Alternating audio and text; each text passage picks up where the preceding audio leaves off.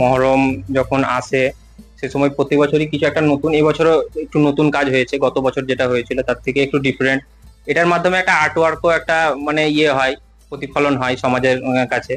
তো ধার্মিক অনুষ্ঠানের সঙ্গে আমাদের যেটা আর্টের যেটা লাইন, আমরা পুজোরও কাজ করি তার সঙ্গে এটাও করি, সমস্ত কিছু মিলিয়েই হয় আর কি। এগুলো এবছর আছে তিনটে, মানে আরো এসেছিল, কিন্তু আমার এখানে জায়গা যতটা ক্যাপাসিটি আর সময় যে হিসেবে থাকে সেই হিসেবে এর থেকে বেশি করা মানে সম্ভব নয়। তিনটে হচ্ছে এবছর। ডাউনলোড করুন এই সময় অ্যাপ iOS ও অ্যান্ড্রয়েডের জন্য।